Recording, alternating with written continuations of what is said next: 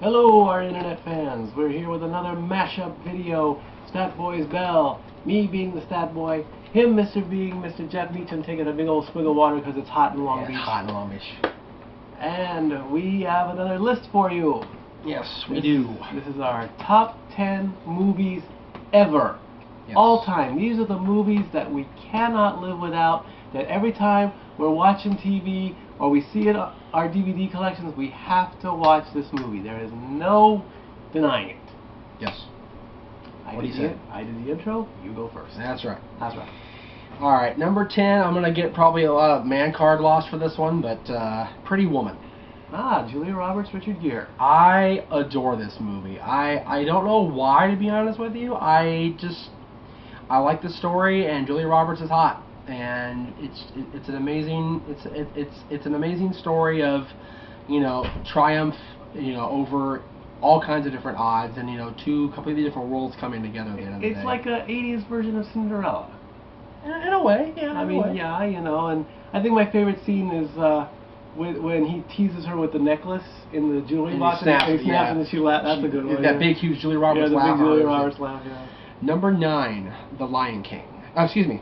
That's number 8. Number 9 is The King and I. The King and I, Yul Brynner? Yes. The King and I was my all-time favorite movie for the longest time. I blame my mother for that. Shall we dance? I am often referenced when my mom is talking about this movie, because she always points out the fact that when I was younger, she would discipline me, and I would stand up, get the Yul Brynner look, and you are a very difficult woman to my mother. Your head cannot be higher than the king. That's right. And etc. etc. etc. And then after saying that, I've been grinding for another week. Yeah, not good. It's a good musical. It's got those songs, you just cannot escape them. I think it's the only one I have on here that's not in my DVD collection, or my movie collection, period. Bless you. It is. It's the only one I don't have in either mine or Dylan's collection. There you go. Well, we'll have to remedy that. Yes. Number 8, The Lion King. Lion King, Disney. My second favorite Disney cartoon of all time. My favorite modern Disney cartoon of all time. Mainly because of Scar. Jeremy Irons. Jeremy Irons is the baddest of the bad, because not only did he try to steal a kingdom, not only did he try to, kill the king and kill the prince, he tried to kill his own family. Wipe out his family for power. That's bad. He's evil. Oh, yeah. Love that guy. I like him, too. I was actually called Scar at one point in high school. Yes. Because I could sing like him and all that, and I could get the accent down, but that was like 15 years ago. So. Number 7. I had a hard time with this one because I do like the entire saga, but number 7 is The Empire Strikes Back. Ah. It is the best of the best.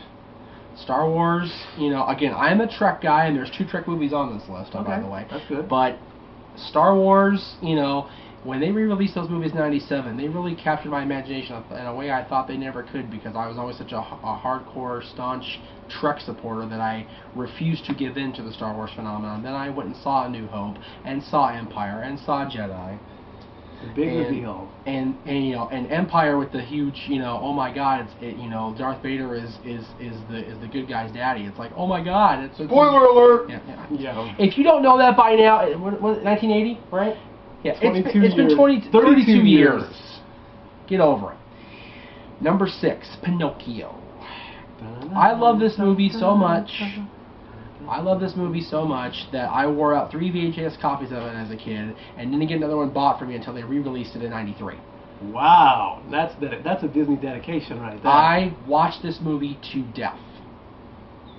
You think the boy was bad with Peepan? Oh no. Oh no. Oh no, I made it worse. Number 5, The Dark Knight. Okay. It is my favorite Batman movie. My favorite Batman movie for the longest time was Batman Forever, and Jade and I shared that for the longest time. Batman Forever was my favorite. Then The Dark Knight came out, and was my favorite superhero movie, period. The Dark Knight is the greatest superhero movie I've ever seen. Better than Superman, better than any of the Marvel ones that have come out that I've seen, any of them. My only problem with Dark Knight, with the Batman character, is he growls when he talks. That's my only issue with it. Everybody else look at that. Deep, low, deep, I'm Batman. I'm Batman. Like he's possessed. That's my only issue with it. He did a good job, though. Christian Bale did a good job. Number 4, Star Trek IV: The Voyage Home. I almost put that on my list. That is, I'll give that an honorable mention. On Star Trek IV was the first Trek movie I ever saw in the theater. Right. It was 1986, and the Challenger had exploded, and just seeing at the opening part of the movie, the dedication to the Challenger crew made me cry as a kid. Not even, barely even, I was reading back then, believe it or not, and having my mom help me read that, it brought me to tears right away, and then the whole rest of the 2 hours made me laugh my A off. Oh, yeah. Because Star Trek IV was the best one. Oh, yeah. As far as the humor and everything. It's definitely the funniest of the entire series, I believe. Yes. They tried with Generations. Well, to make Data more human. It's Well, the problem with Generations was it was not supposed to be humorous. It was supposed to be the transition between the crews, and they injected way too much humor into it. Insurrection, the 9th one, the 3rd one with the Next Gen crew, was much more humorous, but it also fell flat and sucked donkey balls. Data in the bar is like, I hate this. Do you want some more? Yes, please. Yeah. Well, see, that's funny because he's experiencing new emotions and new tastes and everything. That's different for him. The phasers go off, the thing blows up. Yes! It's like, what? Data, you're a cyborg, for God's sakes. You're not supposed to have emotions. But Data soaring was the best part. Oh, yeah. All right, number 3, Star Trek II: The Wrath of Khan. The greatest Star Trek movie ever made. I'm still gonna say it's the saddest for me, no matter what. Oh, definitely. Well, have you seen Nemesis? Nemesis. No. The last one before the reboot. No, I have not seen Nemesis. Watch Nemesis. I stopped at Generations. Okay. Well, spoiler alert for anybody who hasn't seen Nemesis, and if you don't want me to, I won't. Go ahead. Okay. Nemesis, Data dies. Oh. Yeah. So, Data dying is horrible too, and at the end of the day, it's the same thing: self-sacrifice. Oh. He sacrifices himself to save Picard and the entire Enterprise at the end of the day. But Spock, back in 1982, killing himself in order to save his friend and his crew is gut-wrenching. And at the end of the day, the difference is we almost had an inkling he'd be back because he did the whole mind meld with McCoy. Right. So there was a hint that there might be a return. Yeah. Data's gone. Data's just gone unless you read the books. Then he's back. Right. But Star Trek II definitely defined the Star Trek movies and was everything that the motion picture should have been, because the motion picture sucked. Yeah, I haven't seen that one. Star Trek 1 was the worst Star Trek movie I think they ever did besides 5. Yeah. 5 was god-awful too. 5 was questionable for me. Yeah. Number 2, Forrest Gump. Oh. Forrest Gump is my favorite Tom Hanks movie, and Tom Hanks just did everything right with this role. The technology at the time was cutting edge because of the whole, interacting with history and everything. That was definitely, stolen and, raped for episodes of Star Trek down the line, because in in 96, with the anniversary of the 30th anniversary of Star Trek, DS9, the second spinoff, had an episode where Sisko's crew went back and interacted with Kirk's crew during the Tribble incident. Ooh. And so you had Captain Sisko talking with Captain Kirk in 1966, essentially. And then Voyager had an episode where they went back to Star Trek VI's time with, Tuvok interacting with Sulu. So wow. Yeah. Although they didn't use technology, they actually had George Takei in the present day as Captain Sulu. So he must have to do a good makeup job because he's a bit older. 5 years older, yeah, a little bit older.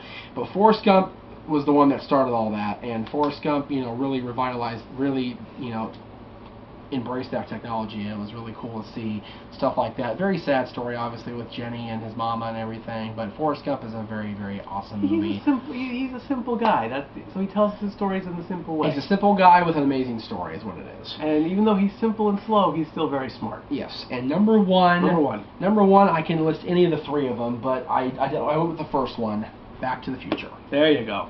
Back to the Future, I can put that on any time of day, any time in the movie, and I will sit there and watch the entire thing. I'll watch the whole trilogy. I tried to do that at Jay's parents' house, and my DVDs are messed up, so Christmas wish list, y'all, just make that happen. And you play sing-along with Back to the Future, don't you? Yes, I do. Do you know all your movies on your list, you think? It's like... Some of them. Like A King and I will, Star Trek I will if they have a musical thing in there, and, yeah. We're all guilty of this stuff. It's like we even did it before. All right, here we go. My top 10. Here we go. Number 10, Friday. Ice Cube. Chris Tucker, Johnny Witherspoon. I loved Friday when it came out. You're the least likely I would think that like Friday. You're such a non-stoner. So. Doesn't matter. I know. I understand. I've got the craziness of Smokey. Both of you, yeah. Seriously. No. When it comes, if I have to choose between myself and you guys, I'm Smokey or Craig. I'm Smokey, and Renegade is Craig. He's more Ice Cube. It's just because I'm fat. Fuck you. I didn't say it. He did. And it's like I say, lines of galore. You can just I know you and don't smoke weed. There he goes. I know this. How you know this? But you hide it. Because it's Friday. You ain't got no job. You ain't got shit to do. Every time I'm in the kitchen, you in the kitchen, in the goddamn refrigerator, eating up all the food, all the hog balls, all the pig feet, all the collard greens. I want some of them chitlins. I love pig feet. There you go. So then we're gonna be on part two of this episode. Yeah, so, really. Yeah. With my rambling and his. Yeah. Yeah. Okay. Number 9. Yes. Help. The Beatles. 1960. Never seen that one either. Oh, you've never. Oh Lord. I haven't seen Friday either. I was very torn between Help and Hard Day's Night. I was very. I did not want to pull a. You've never seen Friday? No. Oh my! Get the hell out of my house! What are you doing? Hold on. Anytime now. It's booty. Don't worry about it. Yeah. What? If you don't have it ready, we're just wasting We're airtime. wasting here. Oh. That was pointless. That was real good. That'll be edited out. Whatever. Anyway. Whatever. Like I say, I had Number 9. I had a tough choice between Help and A Hard Day's Night, and I went Okay. with Help because although A Hard Day's Night has a mini story, they have to get to the theater on time. Help's story is a little bit more fun for me. I mean, let's find out ways to get Ringo and paint him red and throw in a few Beatles songs, and it's in color versus black and white, so gotta go with that. Number 8. Nothing good is in black and white ever. Oh no, right, Chris Hardy? Whoa. That's where I was going. Number 8. Dead Man Walking. Seen that one either. Oh my goodness. Susan Sarandon and That's a great one. Sean Penn. That was her Oscar. It was, yes. Yeah, She did win the Oscar for it, yeah. Oscar win, yeah. And I know it can be kind of morbid because it deals with capital punishment, it deals with lethal injection and all that, but look past that. Look past the part that Sean Penn is on death row for killing 2 people. Look past that. Look at the story that Susan Sarandon plays Sister Helen Prejean trying to save his life, his soul, trying to, prepare him for that stuff. Look at that part of the story. That's why she won the Oscar. That's right. Of course, the media decides, oh, we're making a movie about the death penalty, and look at our... No, look past all that. Number 7. Kind of low on my list. It should be higher. I had a tough time with this. Rocky Horror Picture Show. That one I've seen a few times. Yes, you have. That is why he's my man. No, it's not. Uh-huh. Yes, it is. Can't go wrong with the Rocky Horror Picture Show. It's a cult classic. It's been around since the 70s. Yeah, it's only not on my list because I only discovered it 7 years ago. So I knew about it, just didn't watch the Oh, that's whole thing, that's so. my second. That's me. All That's me. 2 Susan Sarandon movies for me. That's All right, right. cool. Number 6. Princess Bride. There you go. I've seen that one a few times. That's another reason why he's my man. You can't, and that's another one where you play sing along with the Princess Bride. Inconceivable. And you do that all. We actually did. We watched Yeah, it the last other night. Yeah, the other night. Last Yeah. night, Yeah, whatever it was. The sword play, the fight with Andre the Giant, the battle of wits with the iocane powder. Billy Crystal playing Miracle Max. Have fun storming the castle, and all that. Anything you want. I want my father back, you son of a bitch. There you go. Hello, my name is Inigo Montoya. You killed my father. Prepare to die. Stop saying that. We loved our. See? Did they ever show that the new art? It's the reason why I would Princess never Bride? watch Princess Bride in this house. They showed it. They I didn't never We seen never, it. we never, we never shadowcasted it. Oh, it There's too sucks. many people. Oh, you gotta shout out. We got shadowcast that. Just we got the callbacks. There's too many people. Too many characters. Really? Yeah. Not main characters. Rob Reiner. I will talk with the Sins people about this. Yeah, Okay. Rob Reiner, you did a great job. Yes. Number 5. Airplane.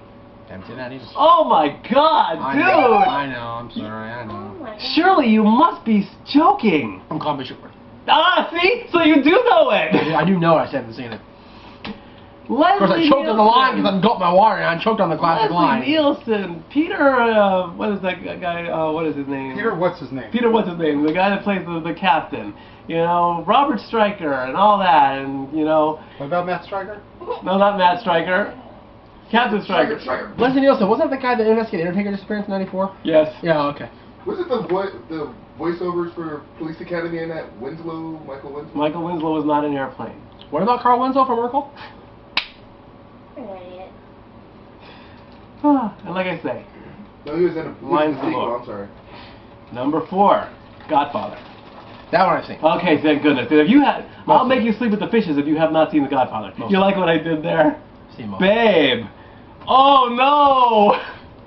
The K to my Michael Corleone has She not had cheese in the seen head. The Godfather. Oh my She God. had cheese in the head. Oh no. She took a cheese blow to the head for that.